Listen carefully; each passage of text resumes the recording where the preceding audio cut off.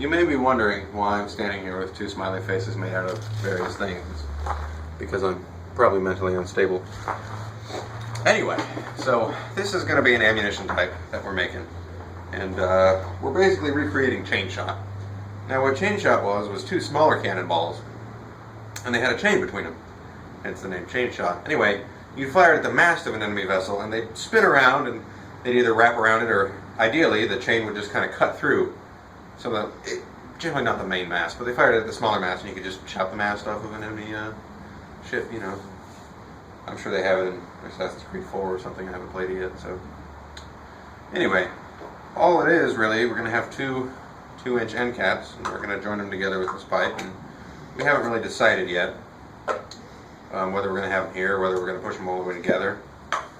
But the gist of it is that we have these two. It's probably going to look something like that. We're going to have two of them connected with this chain. So, we're just going to cut a hole through the top of, two of the end caps. And we're going to feed the chain through. And then in there, it's going to be in there, we'll have this bolt, which will be threaded through either end of the chain, like so. And you don't have any fine motor control, so you have trouble putting the bolt on. Oh goodness. Okay, there we go. Anyway, and so that it's not going to come off there or anything.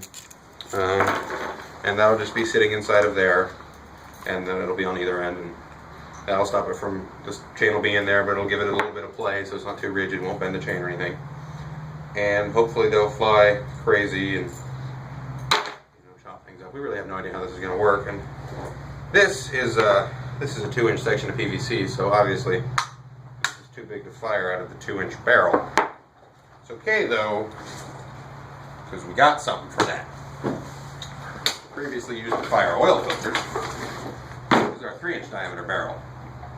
Now you may notice, if you're a smart person, that that's got a bit of room in there. All we got to do to fix that is we're going to have what's called wadding. Basically, you just cram something down the barrel that conforms the shape of the barrel so that you get all the pressure from that.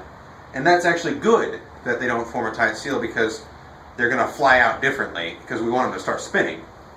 So it's good that they're not going to be exactly the same, flying out in exactly the same manner, because hopefully that'll give them enough of a difference that they can start spinning and chop things in half or just break. We really have no idea how this is going to work. Now, we need these to be heavy, and we don't really know how heavy we can make them, so we're not actually going to glue these just as of yet, and they might fly apart when we fire them. I have no idea. I'll probably duct tape them together to at least try and stop them from just breaking apart and dying. Anyway, we need something pretty heavy, and I mean, water's dense, and mud is dense, but we felt we needed to go the extra mile. So, we got some drywall mud. I can't curl this. This is really big. I don't actually know how much this weighs, but you use it on drywall. It's an essential component. It's heavy. It's very heavy, and we're going to fill these with it, and hopefully that'll give them enough mass. They'll have enough kinetic energy to chop through things, and that'll be awesome. Or they'll just be too heavy and out of the end of the barrel, and that'll be boring.